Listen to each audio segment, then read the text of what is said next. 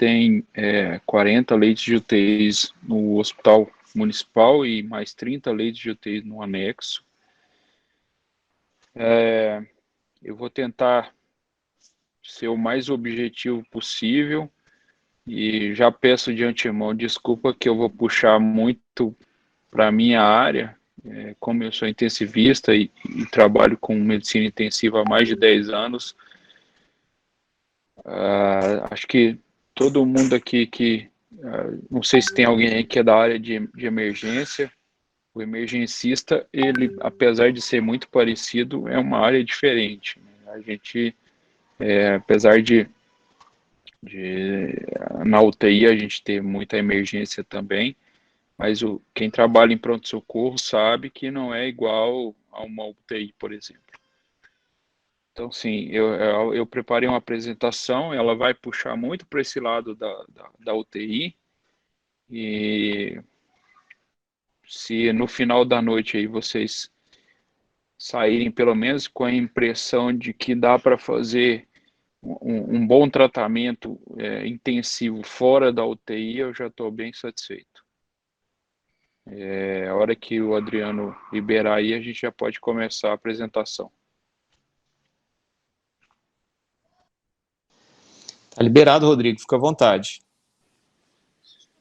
Beleza, vamos lá. Eu vou compartilhar a minha tela aqui. Rodrigo, só Oi. tirando uma dúvida aqui, você prefere que o pessoal, quando for surgindo dúvidas, que eles perguntem no momento, ou a gente pode ir anotando as dúvidas lá no chat e dar uma repassada no final? Do jeito que você achar melhor, cara. Tranquilo. Pra então, mim, pessoal, vamos passando lá no chat as perguntas, aí no final a gente vai ter oportunidade de revisar os temas, ok? Beleza, combinado. Bom, eu vou compartilhar a minha tela aqui. Um segundinho.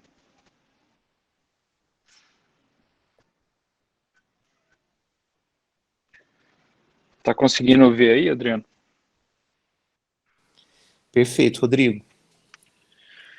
Bom, vamos lá. Como eu estava dizendo antes, eu obviamente vou acabar puxando um pouco mais a sardinha para o meu lado, que é a medicina intensiva, né? Meu nome então é Rodrigo, eu estou como coordenador das UTIs aí do anexo e também do Hospital Municipal. Para quem não conhece, essa é a fachada do Hospital Municipal de Uberlândia, e foi até muito bom assim o Adriano ter me falado, porque já tinha um tempo que a gente estava precisando de alterar várias coisas do nosso protocolo assistencial de tratamento, porque as coisas, como todo mundo que está acompanhando aí sabe, as coisas vão evoluindo a cada mês e tudo mais. A gente tenta ao máximo acompanhar, e até foi bom ele ter me dado essa tarefa aí, que eu acabei tendo que rever muita coisa do protocolo, e muita coisa a gente já mudou, e nos próximos 2, 3 dias a gente deve estar liberando o protocolo nosso novo aí de tratamento. Assim, um pouco assim sobre orientações gerais, uma coisa muito importante que eu acho de dizer para quem desde março do ano passado, está fazendo um ano agora, a gente está lidando com paciente COVID. Eu brinco muito, mas na verdade não é muito uma brincadeira. Desde março eu intubo pelo menos 2 ou 3 pacientes por semana, e no momento que a gente está hoje, até mais do que isso, toda semana. Então, e até hoje eu não tive COVID. Então, assim, uma dos grandes medos que a gente tinha no começo da pandemia era de que todos os nossos colaboradores, todo mundo que trabalha com a gente, trabalha na área da saúde, ia pegar Covid, porque trabalhando com isso, e a gente viu no final que quem pega Covid é quem não está trabalhando com isso. Então, assim, só para vocês terem uma noção, a gente tem uma ligação muito grande, o nosso hospital aqui, com o Hospital Einstein, em São Paulo, E aqui em Uberlândia, no Hospital Municipal, a maioria das pessoas que tiveram Covid não eram quem trabalhava nas UTIs. E lá em São Paulo também, conversando com o pessoal do Einstein, eles também, todo mundo que teve Covid era pessoas que trabalhavam em outras áreas que não o Covid. Então, assim, só para chamar a atenção que o uso correto do privativo, a higiene das mãos, os cuidados, os EPIs e tudo mais, ele é, é muito funcional, ele funciona. É, se você tomar cuidado, você não vai pegar Covid trabalhando com isso. Então, assim, acho que é uma grande coisa que a gente pode deixar aí nessa reunião é de que não tenham medo. Se você se cuidar, se você fazer tudo certinho, você não vai pegar a doença, tá? Eu coloquei aqui a questão do briefing, debriefing, é uma coisa que a gente usa muito em UTI, que talvez não seja tão, que muita gente aí não tenha, assim, já ouvido falar, alguma coisa nesse sentido. Assim, o briefing, debriefing é muito simples, na verdade. Toda vez que você vai fazer um procedimento, ou você vai começar uma coisa, você reunir a equipe que vai participar daquele procedimento antes, para discutir o que vai ser feito, e reunir depois para discutir como que aquilo foi feito e quais foram os problemas que você identificou para que na próxima vez não aconteça. Parece ser uma coisa muito difícil, na verdade ela é muito simples de fazer, ela entra no dia a dia, você não precisa de falar sobre tudo, não é uma coisa que você vai durar meia hora, não é uma aula que você vai dar, é só assim, ó, gente, estamos entrando, vamos entubar o seu João, porque ele está com uma hipoxemia grave, a gente vai entubar usando tal medicação, nessa sequência, já vamos entrar dentro do leito com isso, isso e isso pronto, quem que vai fazer o que aqui, ó, você vai fazer isso, o fulano vai fazer aquilo, já divide a tarefa ali, aí você vai, entra, faz o procedimento, e aí no final o debriefing basicamente olha, isso funcionou, isso não funcionou, da próxima vez vamos fazer assim, e vocês vão ver que quem trabalha aqui em UTI sabe, as coisas só funcionam se a gente trabalhar em equipe, não existe UTI no mundo em que o médico faz as coisas sozinho, então o técnico de enfermagem, o enfermeiro, o fisioterapeuta e as outras, nutrição, fonoaudiólogo, todos os outros pessoas que participam do tratamento daquele paciente são muito importantes, né? Lembrando aí de isolar a área de atendimento e internação dos pacientes suspeitos e confirmados, não deixar esses pacientes junto de outros pacientes para que não se disseminem. Uma coisa que é muito importante, que eu acho que às vezes a gente não presta muita atenção nisso, é o diagnóstico. A gente sempre deve fazer com o RT-PCR, né? A gente não faz diagnóstico com teste sorológico.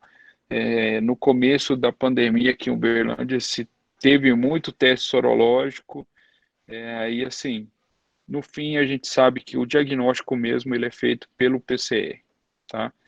Eu entendo que tem locais que não tem disponível na quantidade desejável e que acaba usando o teste sorológico.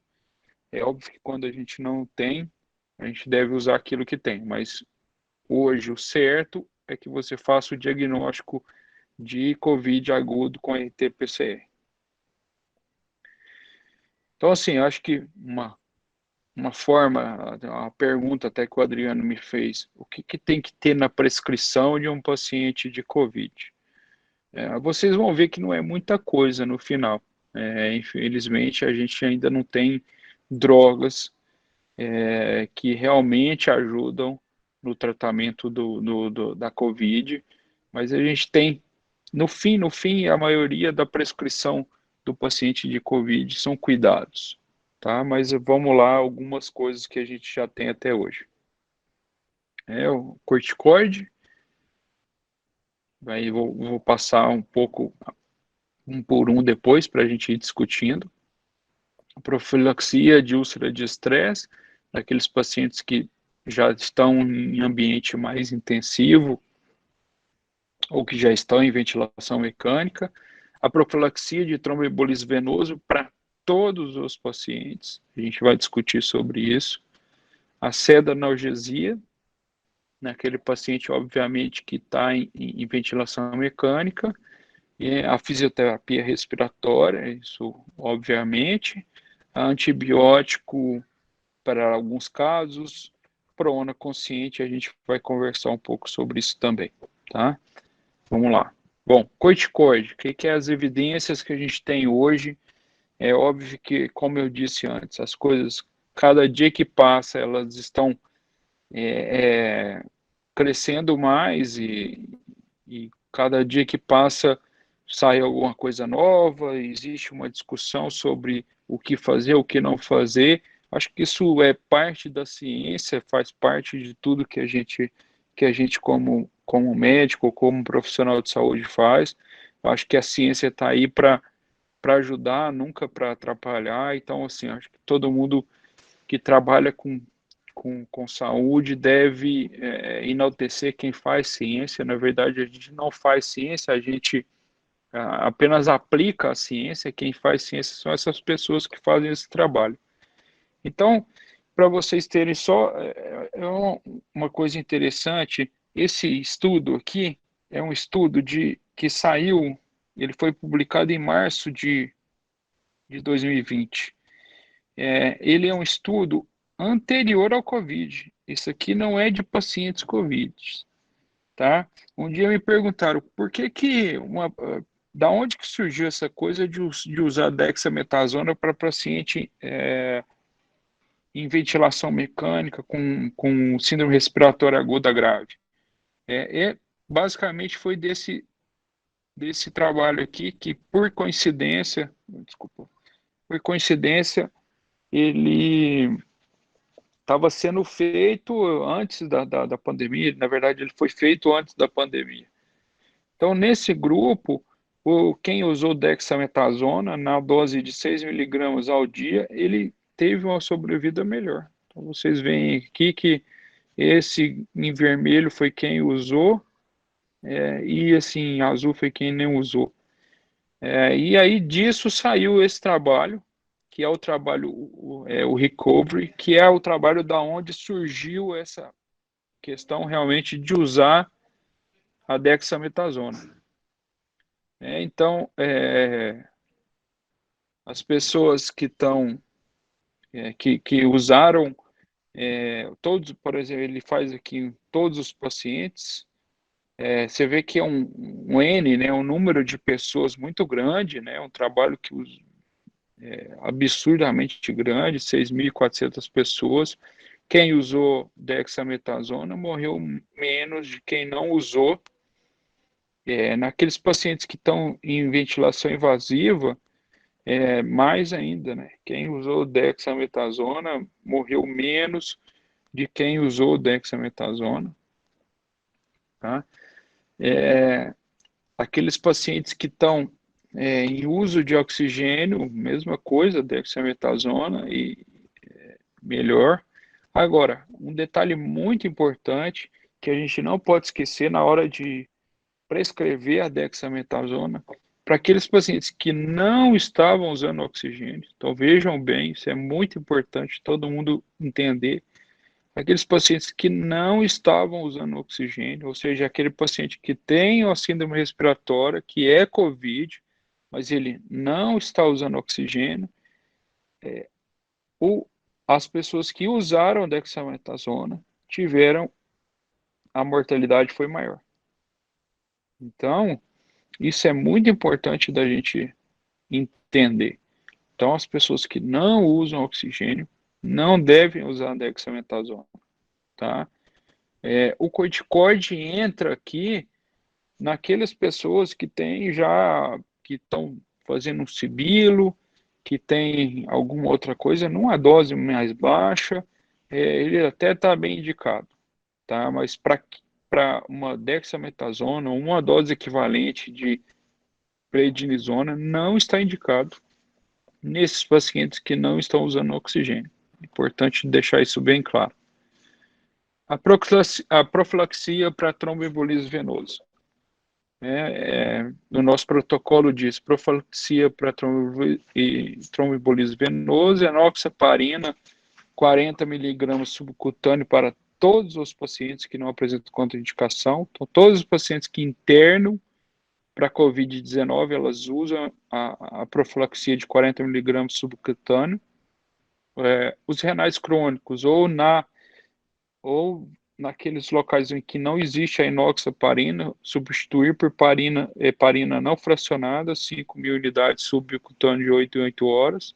Nos pacientes acima de 80 anos e muito frágeis, com risco de sangramento aumentado, então utilizar a enoxaparina numa dose menor, de 20 mg subcutâneo uma vez ao dia, pelo risco de sangramento, tá?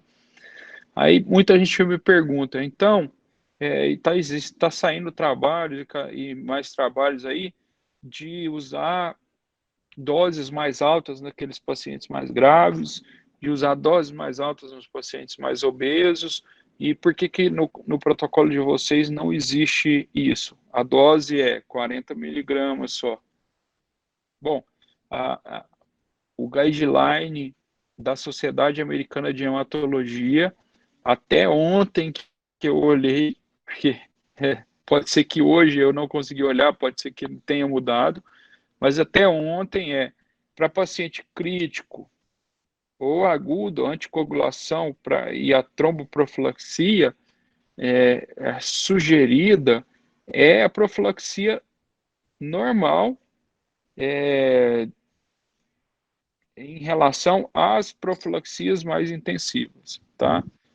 Então, ainda não existe uma indicação formal das maiores sociedades para usar dose diferente, tá? Tem muita coisa saindo, existe uma grande possibilidade que a gente passe a usar uma profilaxia mais estendida, uma dose maior para esses pacientes, mas por enquanto os trabalhos que saíram são trabalhos ainda pequenos, que indicam que realmente pode ser que esses pacientes se beneficiam de uma dose maior de enoxaparina, mas ainda não está confirmado, né? Então aqui ele fala, mesmo nos pacientes críticos, né, aqueles pacientes mais graves, você deve usar a profilaxia,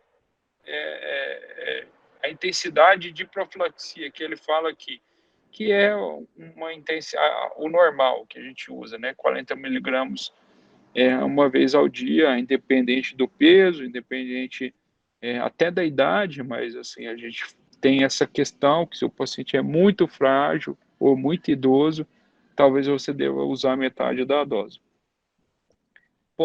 Olha aqui, recomendação e o update, ou seja, da última vez que saiu foi de fevereiro, 8 de fevereiro de 2021. Então, é a última coisa que saiu, e ele no mesmo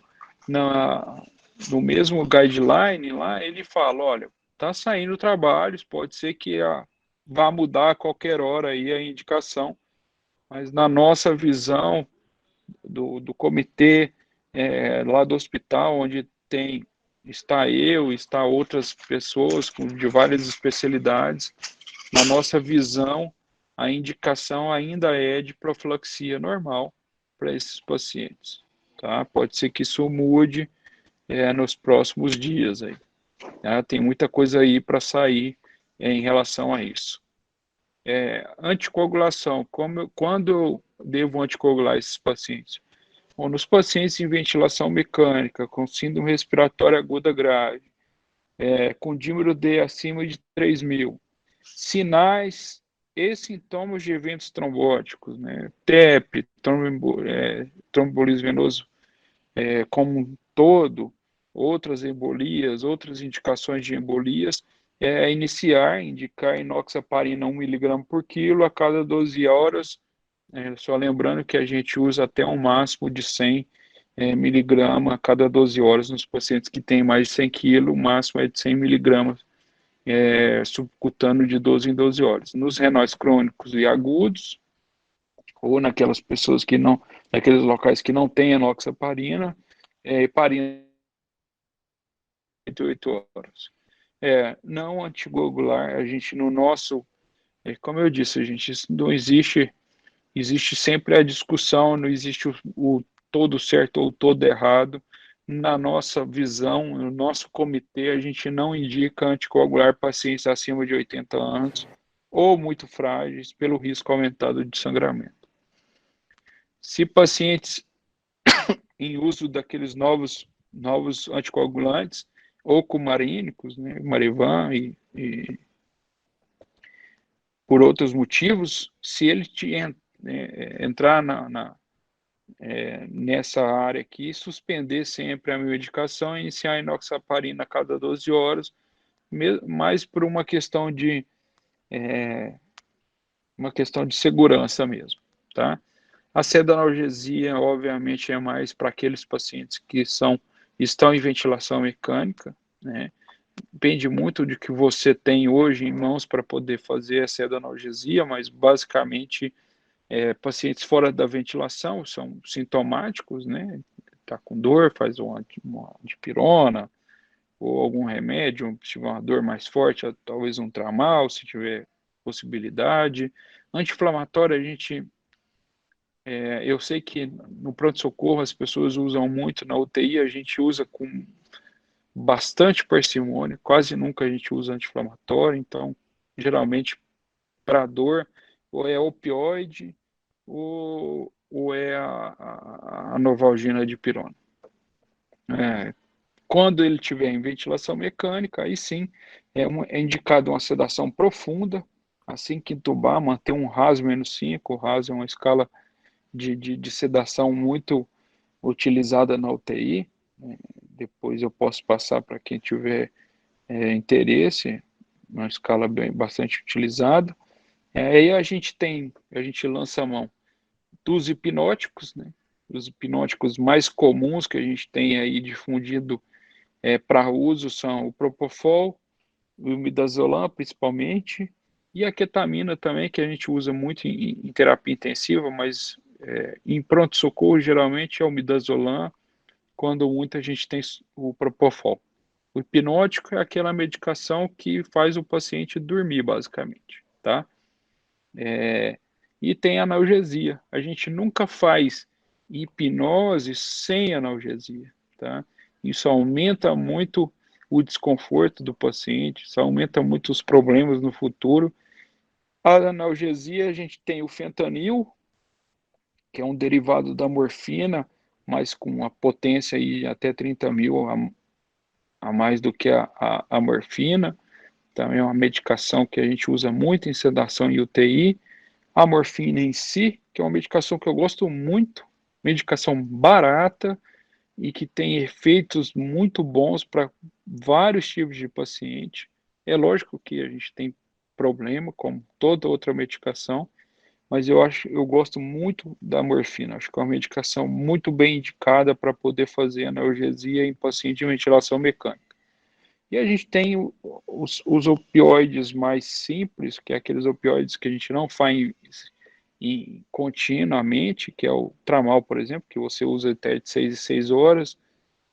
Tem outros aí também, mas eu coloquei isso. Então, lembrando para quem vai fazer ventilação nesses pacientes, principalmente nos pacientes mais jovens, o hipnótico ele não retira por completo o drive respiratório do paciente. Por mais que você aumente, você pode pôr a dose 5 vezes a dose daquele paciente. Se ele for um paciente jovem e for uma questão respiratória grave, você não vai conseguir tirar o drive respiratório dele.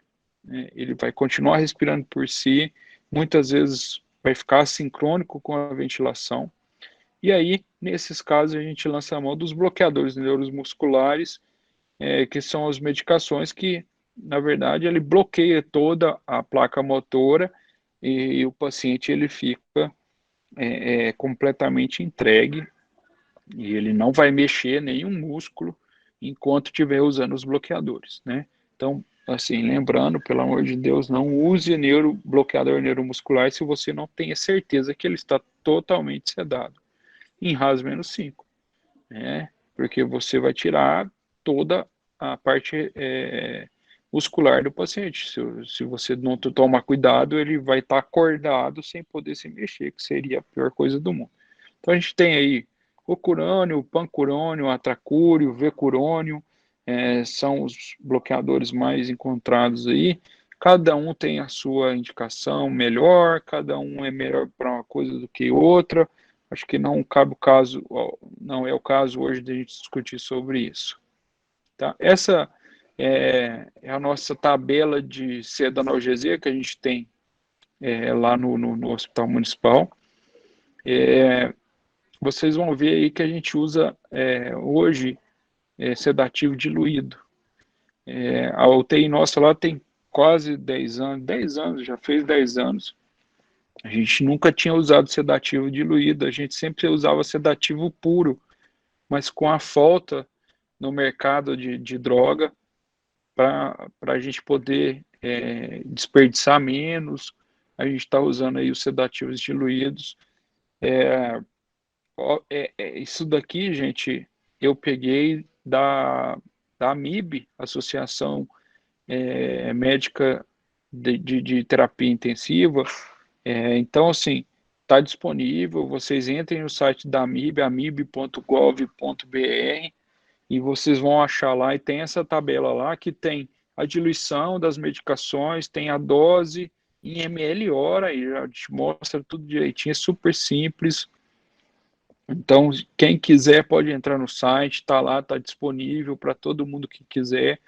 Mesmo assim, se você não conseguir encontrar ou tiver um problema, entre em contato com o Adriano, pede para a gente, não tem problema da gente disponibilizar. Essa é a diluição dos bloqueadores também, como é que você faz, qual é a velocidade de infusão e tudo mais. Também está lá nesse mesmo site, tá? Aqui, como eu disse, amib.org.br, eu falei gov, né? Não é gov.org.br, Associação da Medicina Intensiva Brasileira, está tudo lá nesses documentos, atualizações sobre Covid-19, tá? Essa tabela lá. Antibiótico. Quando eu vou usar antibiótico? Essa é uma discussão, como eu disse antes, não existe o certo ou o errado, tá? A gente tomou uma decisão entre nós lá do comitê de que, na nossa opinião, a gente não deve usar antibiótico para os pacientes de Covid, a não ser que tenha que apresente algum sinal ou sintoma de infecção secundária. Ou uma imagem, com uma imagem mais típica de pneumonia bacteriana, uma leucocitose com desvio.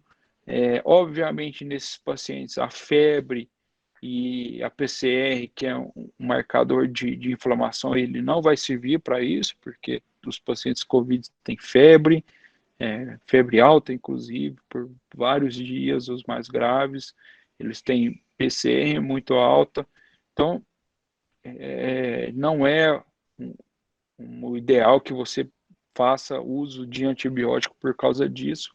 Você tem que procurar um pouco mais, dar um pouco mais de trabalho, mas na nossa visão, o uso racional do antibiótico vai ajudar muito no futuro dessa internação desse paciente, sem dúvida alguma, tá?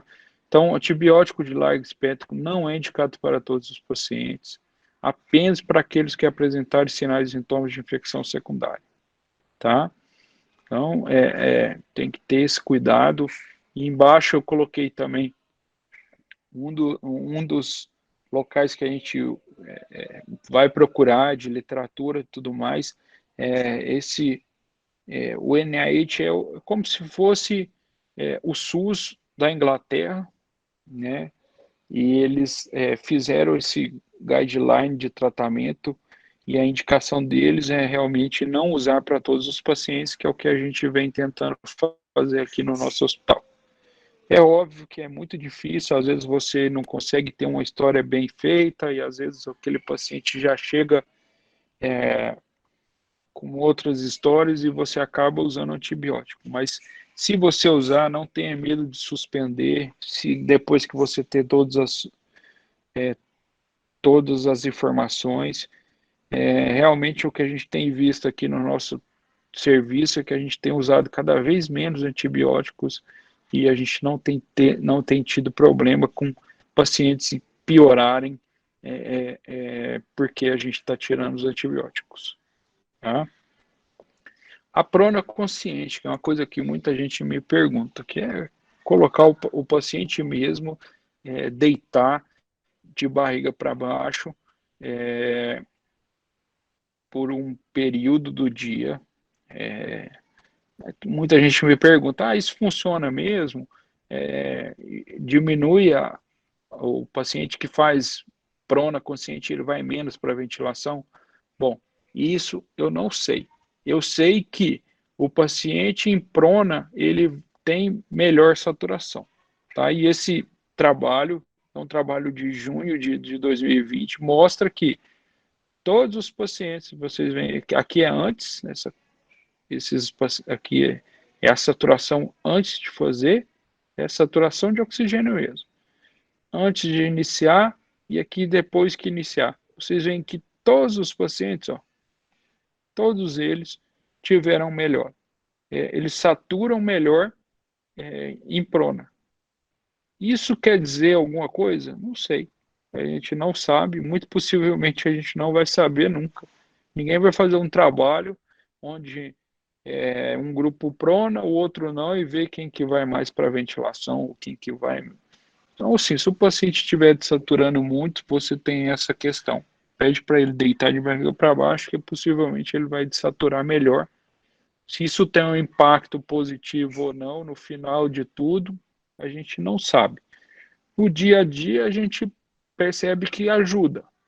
Tá? Às vezes, aquele paciente que está muito no limite, com um uso de oxigênio muito alto, às vezes ajuda. Tá? Vamos falar, como eu disse antes, a gente sempre vai puxar um pouco para a questão da terapia intensiva, então, assim, eu vou tentar passar um pouco sobre a terapia intensiva que a gente faz durante o Covid-19, até para que vocês saibam como é que é o tratamento e pelo que eu vi, tem gente aí já também fazendo terapia intensiva que está aí junto com a gente hoje. Quando é então que a gente vai usar, onde a gente vai indicar a intubação do paciente? Né? Porque hoje a gente fala em terapia intensiva para COVID, são basicamente de pacientes intubados. A gente, como eu disse, a gente tem 70 leitos de UTI mesmo, a gente tem mais leitos aí que era de semi-intensivo, acabou virando UTI também, mas vamos dizer, só nas UTIs hoje, a gente possivelmente dos 70 leitos, a gente tinha uns 65 pacientes na ventilação mecânica. Então, quando que eu vou indicar a ventilação mecânica para esses pacientes? Bom, isso aqui eu tirei do guideline do Hospital do Coração, lá de São Paulo, que eu achei muito bem feito, bem simples, mas faz muito sentido. Então, aquele paciente que está saturando em área ambiente menor que 94, se ele não está saturando mais que 94, ele não tem que usar oxigênio. Se ele está menor que 94, catéter nasal de oxigênio até no máximo 6 litros, acima de 6 litros o paciente não suporta e também não adianta. Se ele está saturando menor que 92, ele vai para a máscara. O ideal é que seja uma máscara tipo reservatório, aquela máscara que tem uma bolsa essa máscara que é o ideal para esses pacientes, tá? Saturando, se ele continua saturando mesmo com a máscara até 10 litros por minuto, a indicação é de fazer catéter nasal de alto fluxo. A gente, mesmo aqui, a gente não tem para usar. Então, o que a gente faz aqui é ventilação não invasiva para quem tem, né? Quem não tem, obviamente, pula, vai direto para a intubação. Então, quem tem pode tentar fazer a VNI, a gente vai falar um pouco sobre isso. Se o paciente continua saturando, a indicação é intubação orotraqueal, certo?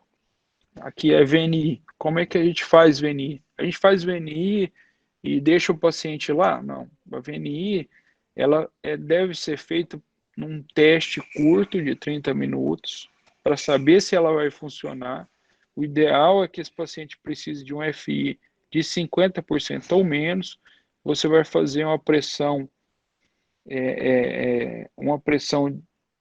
de 10 e um PIP, né, uma pressão expiratória de 10 por 30 minutos. E aí você vai reavaliar esse paciente. Esse paciente está mantendo frequência menor que 24, saturação maior que 94, e a FI continua, ela está menor ou igual a 50, você pode até começar, por exemplo, esse paciente eu precisei iniciar a VNI dele com 70%, mas agora, depois de meia hora, eu fui avaliar, ele estava com 35 de frequência respiratória, agora está com 24, ele estava saturando mal, agora está saturando bem, e ele agora está com uma FI menor ou igual a 50. Se isso, você vai manter. Vai manter quanto tempo? Quanto tempo o paciente conseguir. Geralmente, a maioria das pessoas não consegue mais do que 2 horas seguidas de VNI. Se conseguir, mantém na VNI, tá? Se não conseguir, você vai tentar fazer várias vezes ao dia. O ideal é que a pessoa faça aí pelo menos umas 10 horas no dia, das 24 horas, 10 horas ele fique na VNI. Esse é o ideal. Muitas vezes a gente não consegue, tá? E aí é seguir o nosso protocolo, é isso. Você faz, indica, avalia, o teste é por 30 minutos. Se a resposta for adequada, você vai manter o paciente e avaliar a cada hora. Se não, o paciente tem indicação de intubação orotraqueal, certo? A dependência da VNI é aquele paciente que permanece em VNI num período igual a 4 horas em um período de 6 horas para manutenção da frequência e da saturação, ou seja, aquele paciente que você tira a VNI, ele descompensa, esse paciente tem indicação de intubação. E aquele paciente que precisa mais do que 50%, ele também tem indicação de intubação, tá? E aí, quando eu vou intubar, o que eu faço? O protocolo nosso aí de intubação, que também ele é tirado lá da AMIB, com algumas modificações para a nossa realidade aqui. Existe um kit, a gente tem um kit, eu sugiro que todo mundo tenha um kit desse, para nos prontos-socorros aí, porque na hora da urgência não dá para sair catando uma coisa aqui, outra colar, que nunca consegue. Então, tá aí, são os materiais necessários, EPI completo, obviamente, fio guia, laringoscópio, com as lâminas 3, 4 e 5, pelo menos, uma de cada, tubo orotraqueal 7, 7,5, 8, 8,5, pensando em paciente adulto, um bisturi número 15 e um tubo 6,0, que é aquele que a gente nunca quer usar, que é a urgência aí que você não conseguiu entubar. E um estetoscópio para você auscultar quando conseguir entubar. As drogas, rocurônio, um bloqueador neuromuscular, a succinilcolina também é um bloqueador, mas ele é diferente do rocurônio, ele tem alguns minutos só de efeito. Esse é um bloqueador bom para você usar, porque se acontecer alguma coisa, o paciente volta a respirar. A ketamina, muita gente usa, muita gente advoga, Depois eu vou te falar assim, o que eu faço pessoalmente. O etomidato, fentanil, propofol, um soro fisiológico deve ter ali, soro fisiológico de 100, soro glicosado para poder fazer droga, e já uma noradrenalina já ali meio que pronta, porque esse paciente ele vai ficar hipotenso na hora que você sedar ele. Então, lembrar da posição de sniffing, que é a posição que você deve colocar o paciente para fazer a laringoscopia, coloca um coxinho na região occipital aqui e estende o pescoço para que a traqueia e o eixo aqui da orofaringe, eles ficam mais alinhados e seja mais fácil de você fazer uma laringoscopia e a visão é mais fácil da glote e da epiglote. Esse aqui é um fluxogramazinho também adaptado, vocês veem aqui, adaptado da MIB, onde você faz... eu queria ter colocado aqui uma foto, mas eu não consegui, não deu tempo. Era para mim ter feito isso hoje. O que eu faço pessoalmente? Antes de entrar no leito, eu preparo 5 medicações. Quais são? Em ordem. O que eu vou fazer primeiro? Eu faço o fentanil primeiro. Depois do fentanil, só lembrando, gente, antes de falar, toda vez que você fizer uma droga, você deve fazer um flush de soro para lavar, para empurrar. Então, lembrando, fez a droga, flush de soro. Então, não vou ficar falando toda hora, mas fentanil. Geralmente, aí, se você tiver um fentanil de 2 ml, 50 microgramas, você faz os 2 ml para paciente adulto, 70 quilos. Então, fentanil, 2 ml, deixa ali preparado. O paciente maior, dá para fazer 3 ml. Depois do fentanil, eu faço etomidato, que é uma droga muito boa para esse tipo de paciente. É uma droga de efeito rápido, que não faz efeito por um período muito prolongado, ou seja, se der uma coisa muito errada, o paciente vai voltar à consciência em pouco tempo. Uma droga com efeito colateral muito discreto, principalmente não faz muita hipotensão. E, por fim, a succinilcolina, que é um bloqueador. Tá? E esses são os que eu faço sempre. E eu deixo sempre um midazolam de 15 miligramas, geralmente aquele de 3 ml, 15 miligramas aspirado, e deixo um rocurone. Por que você tem succinil e tem o rocurone? Porque a succinil ela tem um efeito muito breve, rápido. E aí, depois que eu intubei o paciente, até que eu preparo a sedação contínua e tudo mais, esses pacientes eles saturam muito. Então, eu deixo o rocurone ali do lado, porque a hora que ele começar a entrar na ventilação, e se ele desaturar, quando ele entrar na ventilação, eu faço o rocurone que vai me dar aí umas 2 horas de bloqueio, dá tempo de eu fazer muita coisa, passar acesso central e tudo mais. Então, eu sempre deixo.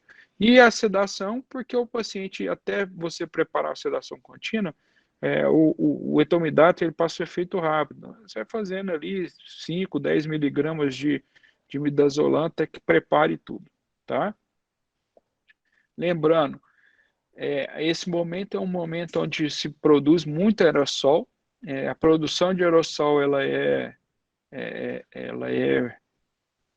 onde se tem mais infecção, então tomar o cuidado redobrado. Muita gente usa no tubo, ou campa o tubo, ou usa alguma borrachinha na ponta do tubo, alguma coisa assim. Eu não uso. Por quê? Porque quando você faz essa sequência, que a gente chama de sequência rápida, se você fizer ela certinha, a hora que você for entubar, com certeza o paciente não está respirando. Então ele não vai respirar, ele não vai tossir nada. Então, para mim, não há necessidade, eu não faço, eu não campo o tubo e não uso nada na ponta do tubo para poder não vi nada no meu rosto. Eu faço isso porque eu faço a sequência rápida, o paciente está totalmente bloqueado, ele não respira, então não vejo necessidade, mas muita gente usa, não é problema, não está errado, na verdade está certo, é sempre bom a segurança a mais, mas eu não uso, porque eu acho que me atrapalha, não gosto de usar. Lembrando, sempre com o EPI completo. Então, a mesma coisa que eu já falei, vamos passando um pouco mais rápido. Aqui,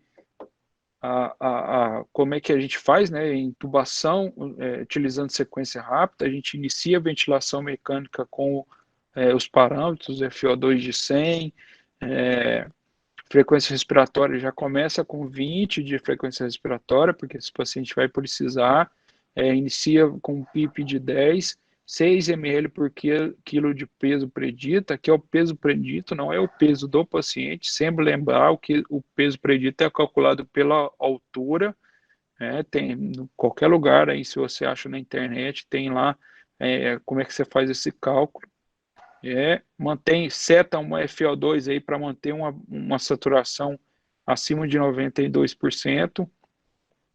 Inicia a sedalgesia contínua com opioide, hipnótico, vai realizando bolos ali de sedativo, que o paciente ali está, você fez muito estímulo de dor, de tudo, então vai fazendo bolos antes até o paciente realmente ficar sedado.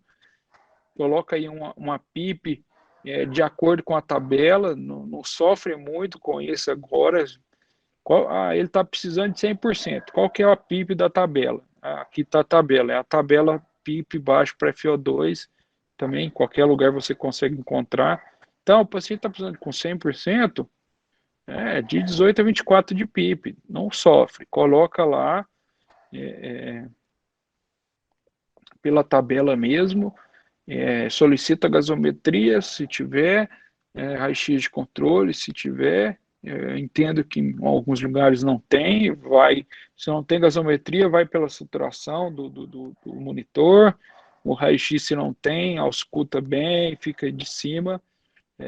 Se o paciente tem uma relação, né, que é a PaO2 dividido pela FO2 abaixo de 150, tiver muito assincrônico na ventilação, brigando com o ventilador, você faz um bolo de bloqueador, que é aquele Rocurone que eu tinha dito ali. Teve um Rodrigo, probleminha só um aqui. instantinho que deu um problema. Deixa eu...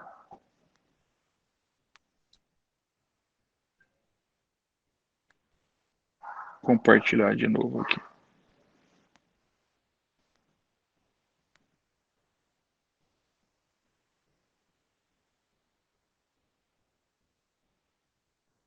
Deu certo? Deu certo. Tá, vamos lá. Eu vou passando mais rápido agora, que já são 8h50 já. Então, como eu estava dizendo, aquele paciente que está brigando com a ventilação, você vai precisar de fazer um bloqueador neuromuscular nele e talvez até iniciar uma infusão contínua. Ajustar o volume minuto do ventilador e a FO2 de acordo com a gasometria, né? Se aquele paciente que está retendo, você vai ter que aumentar o volume minuto. Como é que aumenta o volume minuto? Ou você aumenta a frequência, ou você aumenta o volume a cada respiração. Lembrando, se você puder, aumenta a frequência, não aumenta o volume corrente, porque senão, lembrando sempre, pressão de platô, que é aquela pressão que quando você faz uma pausa expiratória, ela tem que estar abaixo de 30, o drive pressure, que é a pressão de platô menos a PIP, ele tem que ter menor ou igual a 15, volume corrente menor ou igual a 6 ml por quilo, não alterar a PIP até que a PaO2 e a FO2 seja acima de 200. Quando for fazer o desmame da PIP, é um ponto a cada 12 horas no máximo. FO2 tem que estar menor ou igual a 50%. Essa é a tabela. Isso daqui é uma tomografia muito, muito típica de pacientes que têm SARA, né, síndrome respiratória aguda grave. Essa aqui são outras tomografias, é uma outra tomografia dessa mesma doença. Lembrando que aqui o paciente não tá utilizando, esse pulmão está todo colabado, e ele usa uma parte pequena do pulmão, porque por isso que a gente chama de baby lung, o pulmão de bebê. Aqui são tomografias de pacientes COVID aqui do nosso serviço, para vocês verem que, apesar de elas de terem características parecidas, né, mais periféricas, e esse vidro fosco, ela tem áreas também, tem outras tomografias também que tem áreas assim de consolidação maior. Essa aqui é uma tomografia mais típica de um paciente com síndrome respiratória aguda grave, né? Lembrando, gente, que vocês verem que desde 1997, isso aqui são estudos de pacientes com síndrome respiratória aguda grave, e isso aqui que está aqui 59, 66, 47 é a mortalidade. Esses pacientes têm uma mortalidade próxima de 50% mesmo, e isso ao longo dos anos, e é o que a gente tem visto, aqueles pacientes que estão em ventilação mecânica, COVID grave, têm uma mortalidade em torno de 40%. Tá? Estratégia ventilatória, a gente já falou, aqui está aquela a forma de você calcular o peso predito, né? Para homem e para mulher é diferente, a fórmula está aqui, se você acha na internet. Aqui lembrando, isso aqui é um trabalho muito interessante, se você fizer uma ventilação mal feita, ou seja, com volume alto, pressões muito altas, fora do padrão daquilo que a gente mostrou, aqui você vê que aqui são números de horas, ou seja, 25 horas, ou em um dia você sai de um pulmão desse jeito para um pulmão desse jeito. Então, a gente pode ser muito mais prejudicial do que a própria doença se a gente não fizer as coisas certas. Aqui a gente, sobre prona, eu acho que não é o local para a gente falar um pouco sobre isso, mas eu me coloco aí à disposição para conversar. Se alguém quiser fazer no serviço, a gente tem vídeos, tem coisas muito legais para passar para vocês, mas eu acho que não é o motivo aqui da nossa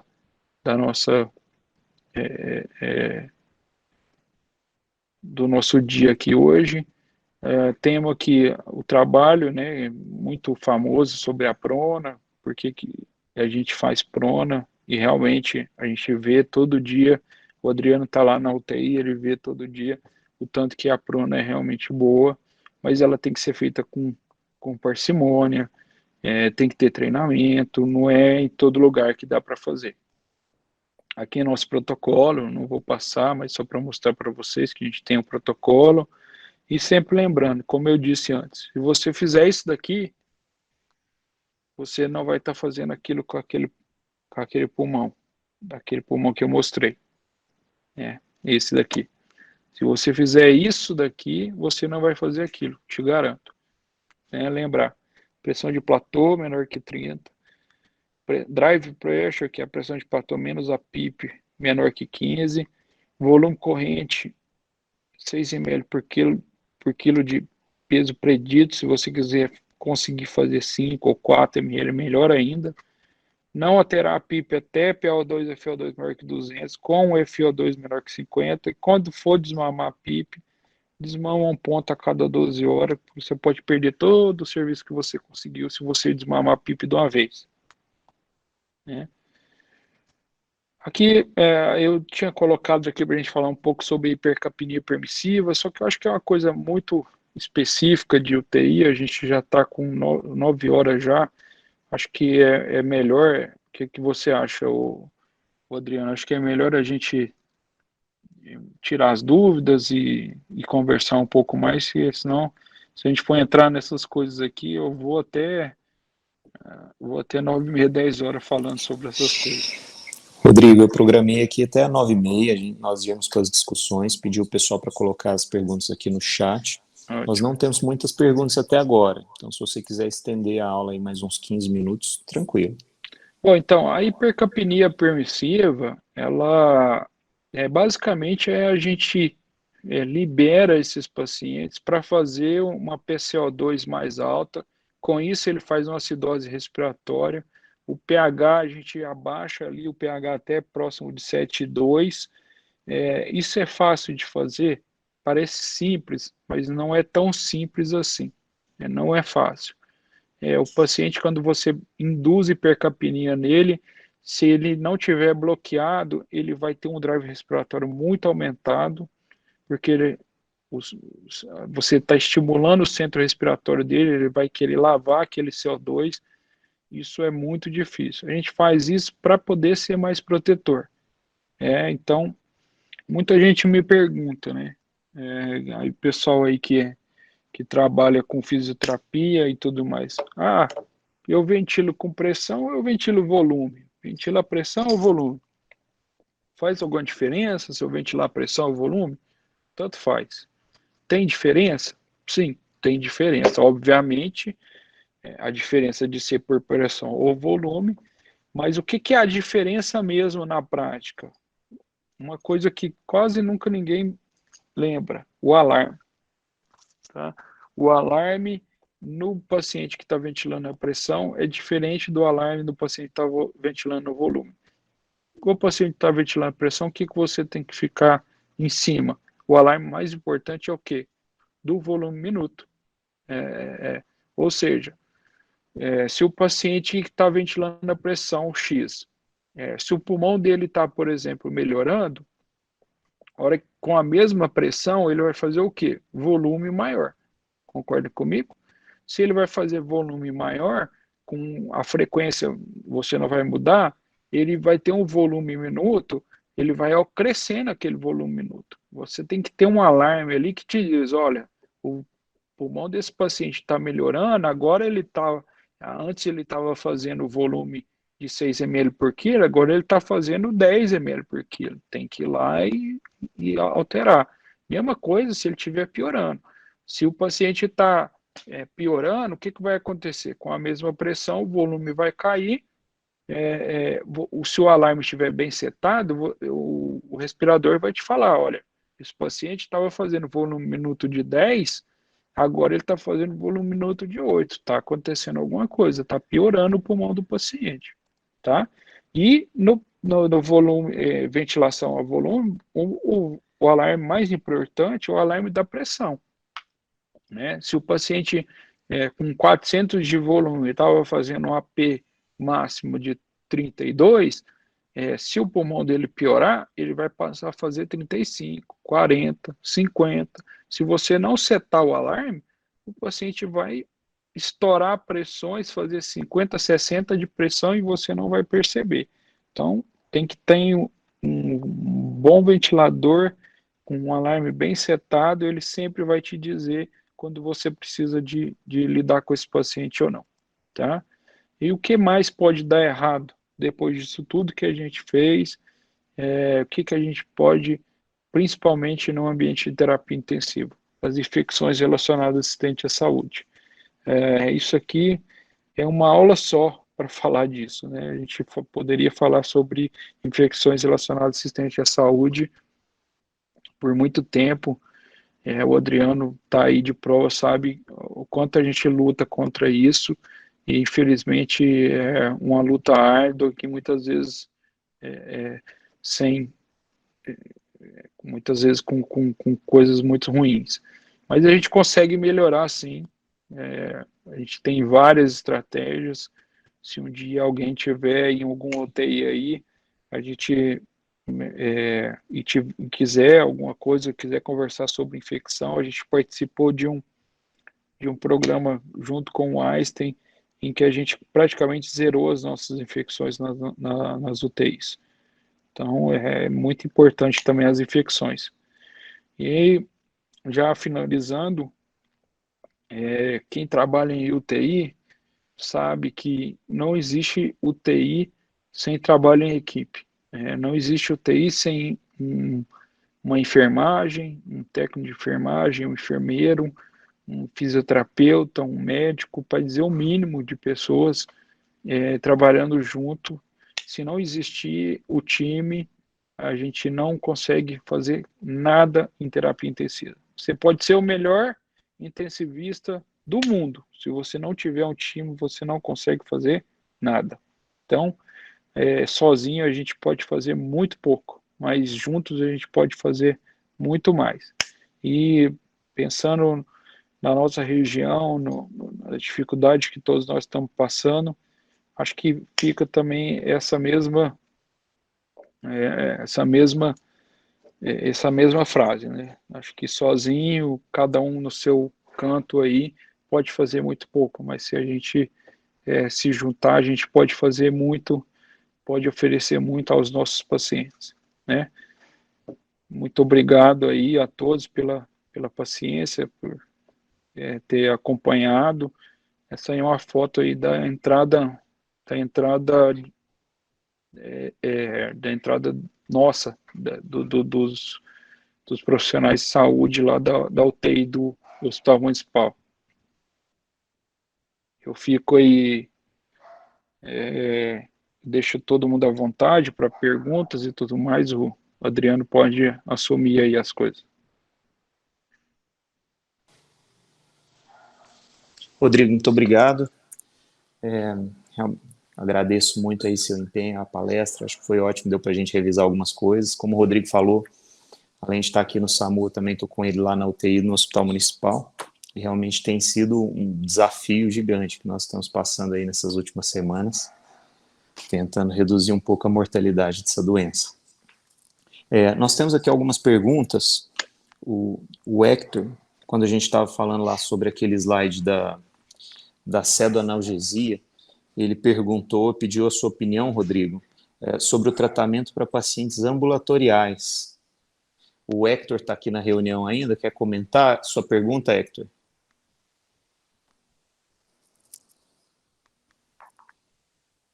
Eu imagino que ele devia estar querendo falar sobre analgesia em pacientes ambulatoriais.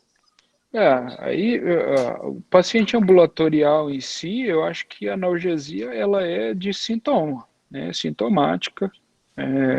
Acho que a dipirona é uma boa droga que tem muito pouco efeito colateral. Eu utilizaria para uma analgesia ambulatorialmente falando, né?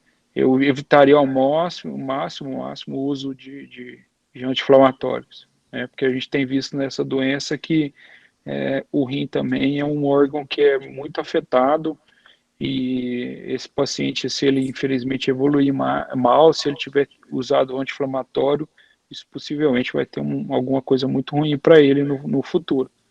Então, a analgesia ambulatorialmente falando, ela é sintomática. Eu acho que é uma droga muito boa, a Novalgina de pirona.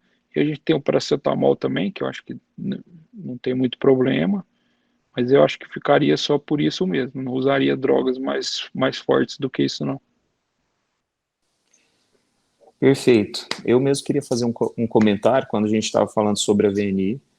A gente tem tido experiência de ver algumas lesões de VNI. Essa semana, por exemplo, eu estou com um paciente lá na UTI que está com uma lesão enorme, região torácica toda, cheia de enfisema subcutâneo. Semana passada eu estava com um paciente com um pneumomediastino, e essa, infelizmente, tem sido visto com uma relativa frequência. Eu queria que você trouxesse aí para o pessoal um pouquinho sobre essas lesões da VNI. Isso, na verdade, é muito interessante essas lesões, assim. No começo da pandemia, a gente achava que eram lesões, fazia efizema durante a intubação, o fio guia, alguma coisa assim e tudo mais, e aí a gente começou a prestar mais atenção e ver que o paciente tinha efizema antes da intubação. Então, a hora que você estava preparando ali para intubar o paciente, a hora que você pegava, principalmente na região do pescoço, já tinha um efizema subcutâneo ali. E aí a gente foi começar a investigar, a procurar o que está acontecendo. E aí o que a gente vê é que ele faz uma lesão nos brônquios mais distais, pela inflamação em si da doença, e essa lesão, ela disseca o brônquio e vem dissecando ali, por isso que ela faz um enfisema subcutâneo, e muitas vezes ela faz um pneumomediastino também, e na maioria das vezes acaba também no futuro, quando você entuba, ela faz um pneumotórax também. O que a gente vem lendo e que a gente sempre conversou muito lá na UTI é que possivelmente um dos grandes culpados dessas lesões aí tem sido a VNI. Porque a VNI a gente coloca uma pressão positiva que não é pequena, vocês viram aí 10 de PIP, 10 de PAP, então assim, não é uma coisa muito pequena, e isso muitas vezes, assim, eu acredito que como a doença muito inflamada e tudo mais, o pulmão muito inflamado, isso deve estar proporcionando essas lesões. Então, assim, lembrar que a VNI é uma coisa que vem para ajudar muito. A gente vê muitos pacientes que saem do COVID sem precisar da ventilação mecânica, às vezes pacientes que ficaram até graves por causa da VNI, mas não é uma coisa totalmente inócua, tem que ser feita com parcimônia, por isso que a gente fala lá, um paciente que está precisando de VNI por um período muito prolongado, ou ele está precisando de um FiO2 do ventilador muito alto, esse paciente talvez não, ele com certeza se beneficia da ventilação mecânica. Perfeito, Rodrigo. Uma das coisas que eu queria salientar, que eu até tive a oportunidade de ver pelo SAMU rodando aí os pronto atendimentos da região, e isso já fazendo referência à próxima pergunta.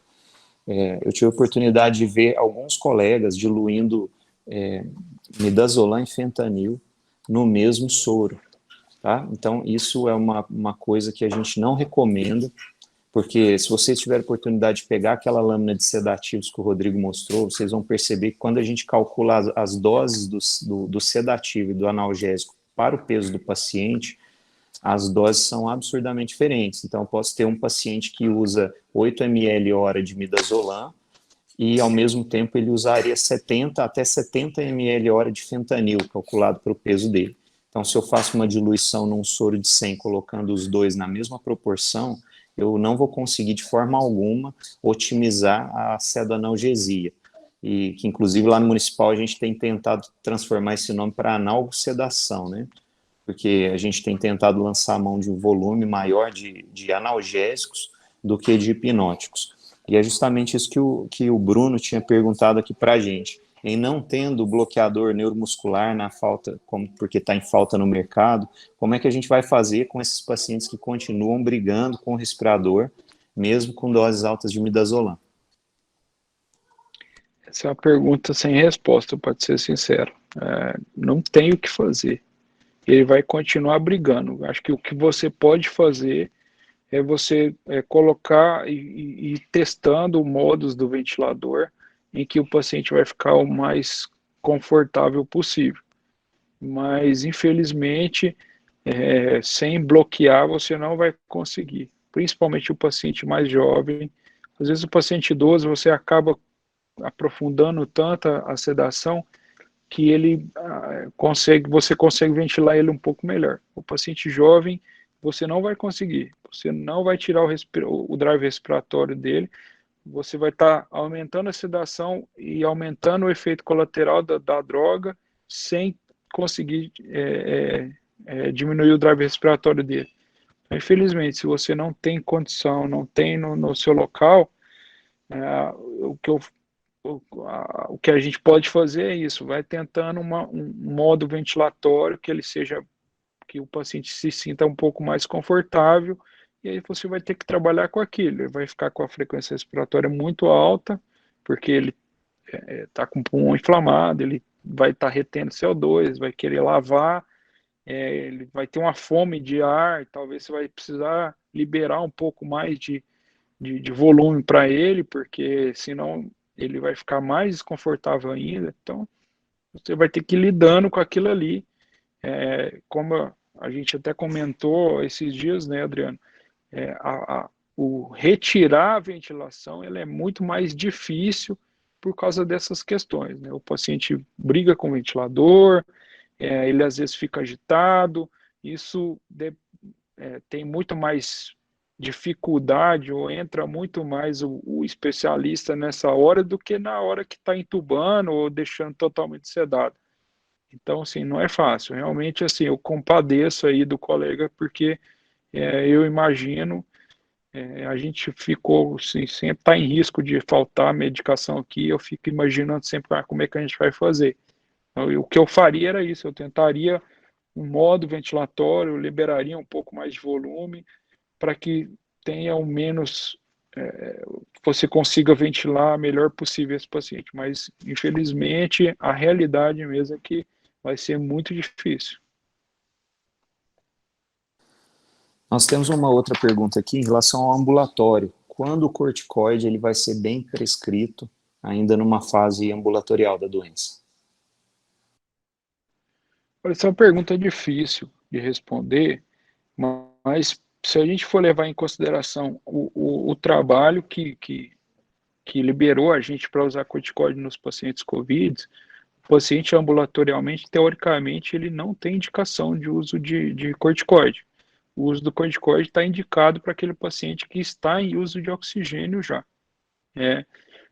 O que se fala e o que se lê é que se você usa corticoide numa dose mais alta, no início da doença, possivelmente você tem uma replicação viral maior, porque você está tirando a imunidade desse paciente, e você pode ter aí uma replicação maior. Eu acho que o corticoide é bem indicado via ambulatorialmente, se o paciente não estiver usando oxigênio, quando o paciente tem uma outra doença de base, né? O paciente asmático, ou o paciente DPOC, aí você dê preferência para o corticoide inalatório, então, ou você vai usar um corticoide oral ou interal, eu indicaria uma dose mais baixa, até pelo esse risco aí de você estar usando uma droga que diminui a imunidade, principalmente a imunidade celular, que é a unidade mais importante para combater o vírus, né? Ótimo, perfeito. Nós temos uma outra pergunta aqui ainda sobre o cuidado ambulatorial, mas do paciente após a alta, que a gente tem observado um número de pacientes evoluindo com IAM, com AVC, pós-Covid. Então, a indicação de manter a enoxaparina profilática, até quando a gente vai manter isso fora do hospital? Essa é uma excelente pergunta. Eu, infelizmente, não tenho a resposta para essa pergunta hoje. Eu acho que é difícil a gente falar no meio dessa maluquice tudo, ter que individualizar tratamento, mas eu acho que nesse caso aí tem que ser muito individual, depende muito do caso a caso, e até hoje, pelo menos até o que a gente se sabe, ainda não existe uma indicação formal para usar para todos os pacientes. Tá? Muita gente vem advogando isso, eu não acho que é um absurdo total, não acho mesmo, mas assim, não dá para a gente fazer uma indicação formal em relação a usar para todos os pacientes. Eu acho que ela é uma indicação bem individual. Eu acho que se o paciente que for sair, ele sair numa condição que ele vai ficar mais acamado, vai ter uma recuperação mais longa, eu acho que esse paciente é bem indicado. Agora, aquele paciente que está saindo muito bem, ativo, talvez não seja indicado, não. Acho que é bem por aí. Tem uma pergunta ainda da Liliana em relação à traqueostomia precoce. Quando a gente vai indicar traqueostomia num paciente na UTI? A traqueostomia a gente tem indicado, na verdade, para o paciente COVID, a gente tem segurado um pouco mais, porque é uma doença que demora a melhorar. A gente vê que os pacientes começam a melhorar aí com 10, às vezes até com 14 dias de ventilação. Então, a gente tem indicado com um pouco mais, tem sido um pouco mais liberal em relação à traqueostomia, mas eu acho que não foge muito do que é para outros pacientes. A indicação é acima de 14, entre 14 e 21 dias, ela está bem indicada. Em alguns pacientes muito específicos, a gente chega a passar um pouco aí de 21 dias. E é aquela coisa, aquele paciente que você está vendo que ele não vai evoluir, você pode indicar até antes, né? Se existir alguma coisa que te fale que esse paciente aí vai demorar muito mais do que 20 dias para sair da ventilação, indica antes, você pode indicar com 10, com 7 dias, a depender do caso. Mas a princípio, entre 14 e 21 dias, em alguns pacientes dá até para passar um pouco disso, mas não muito mais, que aí o risco de fazer lesão traqueal aumenta muito. Só complementando que nós tivemos alguns casos na UTI, mas foram casos de exceção, nos quais a gente acabou optando por fazer a traqueostomia um pouco mais precoce, mas pela dificuldade que a gente tinha no despertar desses pacientes. Principalmente o Rodrigo falou dos pacientes jovens, são pacientes que têm um drive ventilatório muito poderoso, uma musculatura com um trofismo bastante avantajado. Então, esses pacientes, se eles têm um despertar muito agitado, eles acabam fazendo lesão pulmonar pelo próprio esforço respiratório. Então, nós tivemos alguns casos de exceção na UTI, nos quais a gente teve que fazer a traqueostomia até precoce, para poder despertar esse paciente já traqueostomizado na tentativa de conseguir fazer o desmame da ventilação e a extubação de uma forma mais tranquila. Mas são casos de exceção. Eu acho que outro caso de exceção, né, Adriano, é o paciente que, por exemplo, que tem um pneumomediastino, e é uma das indicações aí que a gente tem feito. O paciente tem um pneumomediastino, a gente geralmente faz um atraque um pouco mais precoce, até porque ajuda na melhora do pneu. Ó, tem mais uma pergunta aqui. Acho que é mais um comentário de uma coisa que a gente tem visto que, em relação à VNI, que muitas vezes pela dificuldade de conseguir um leito de UTI, a gente tem prolongado muito os pacientes em VNI e com isso a gente acaba aumentando o risco de lesões. Realmente é o que a gente tem visto. Principalmente essa segunda onda, a gente tem visto pacientes mais jovens chegando e os pacientes que estão dando entrada na UTI, eles realmente estão vindo numa condição pior. Eu imagino que, em parte disso, porque o número de leitos está muito restrito, então quando a pessoa chega a conseguir um leito na UTI, nós tivemos uma experiência péssima de receber alguns pacientes realmente só para falecer ali, já chegavam em situação já terminal. Tem sido uma dificuldade, mas eu pelo menos não vejo outra opção que não manter esse paciente, pelo menos o máximo de tempo possível na VNI, se eu não tenho ventilação invasiva pronta para esse paciente, né, Rodrigo? O que você acha? Sem dúvida, concordo plenamente. Se a gente não tem condição do tratamento invasivo, eu acho que a VNI é uma boa opção, e sabendo que não é o ideal, né? A gente sabe que não é o ideal.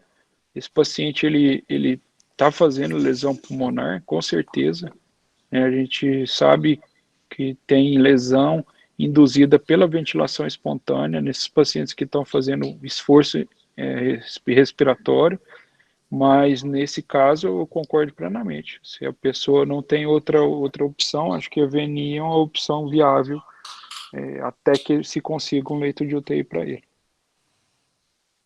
Eu tô com uma outra pergunta aqui. Não sei se você já leu alguma coisa a respeito, Rodrigo, mas em relação à posição prona em transportes, nas transferências. Não, eu realmente nunca li sobre, não. Acho muito complicado, né? Há muitos anos atrás, eu fiz transporte de pacientes e eu fico imaginando, no meio de uma intercorrência, se a pessoa está pronada dentro daquela ambulância, Jesus, não sei, nunca li nada a respeito, não, acho temerário, vou dizer o mínimo. Essa semana eu recebi um paciente na UTI, ele veio transportado com Nora-20, num acesso periférico, em choque franco, uma PIP de 18. Então, a grande preocupação nossa em relação ao transporte, principalmente pacientes que estão requerendo PIPs altas, é que, às vezes, no deslocar do paciente, eu retiro ele da maca do hospital para passar para a ambulância ou no transporte. Se ele desconectar o ventilador mecânico, gente, o pulmão vai colabar inteiro, principalmente esses pulmões com PIP muito alta, e, às vezes, eu não vou conseguir, com pressão, abrir esse pulmão que está atelectasiado. Então, essa realmente é uma preocupação que a gente tem em relação aos transportes. Tem um outro comentário aqui. Eu vejo muitos casos de problema cardiorrespiratório pós-Covid, mas já vi casos afetando o sistema nervoso. Existe algo para ser prescrito nesses casos? Não tem nada, assim, hoje na literatura. Eu vejo muita gente conversando eu vejo muito pouco paciente pós. Né? A gente vê o paciente agudo e o pós, eu, por exemplo, tenho pouca experiência, mas conversando com os colegas, alguns colegas têm indicado, inclusive, AS para esses pacientes, por causa desses relatos aí. Então, acho que é aquilo, é individualizar o tratamento. E esses pacientes, o ideal é que eles façam um acompanhamento realmente mais de perto, mas infelizmente na literatura, pelo menos que eu saiba, ainda não li nada a respeito. Certo. Alguém mais tem alguma pergunta, pessoal?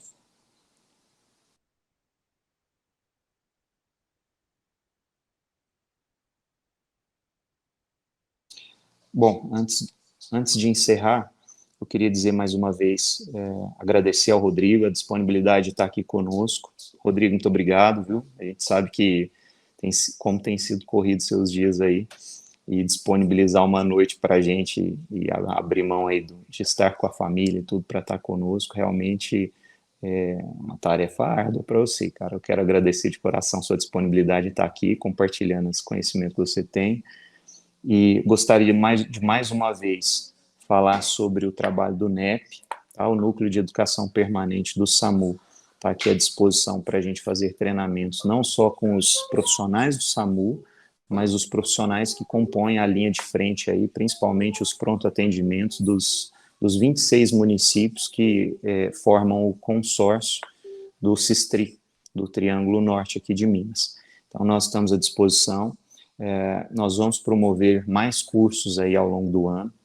Eu estava pensando agora em trazer nas próximas semanas uma discussão um pouco mais pormenorizada sobre a ventilação mecânica, principalmente esses casos em que a gente tem a sincronia, há muito o que ser feito ainda, mas a gente não tem tanto tempo aqui de discutir, nós teremos que ir fazendo outras aulas para dar seguimento nisso, e é o que a gente pretende.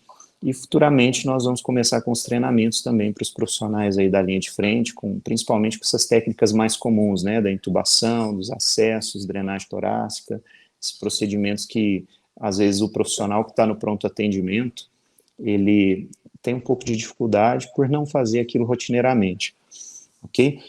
Mais uma vez, a aula está sendo gravada, eu vou postar isso depois no YouTube, então fiquem atentos aí ao nosso canal do Instagram, Facebook, Sistri SAMU, e assim você vai poder ter acesso e assistir isso novamente. Infelizmente, nem todo mundo pôde participar, porque a reunião lotou, a sala virtual já não cabia mais, essa sala virtual tinha somente 100 lugares, mas ajudem a divulgar aí para os colegas, para quem perdeu a oportunidade, para poder assistir a gravação depois, tá certo? Quero agradecer mais uma vez a presença de todos. Rodrigo, quer falar mais alguma coisa? Não, eu que agradeço, cara. Estamos aí, estamos junto e sempre que eu puder ajudar, tô à disposição. Um grande abraço para todo mundo aí, saúde e perseverança que a gente vai passar por isso. Uma hora vai acabar. Um abraço, gente. Tá certo, pessoal. Boa noite a todos. E qualquer coisa pode chamar a gente lá nas redes sociais. Quando eu postar o link no YouTube, a gente vai ter chance de fazer mais perguntas e continuar essa discussão lá, ok? Nós vamos lançar no YouTube lá, procure SAMU Sistri, nós vamos criar o canal ainda, tá? Não está aberto, mas assim que a gente postar, a gente vai começar a divulgar pela página do Instagram. Obrigado, boa noite para você.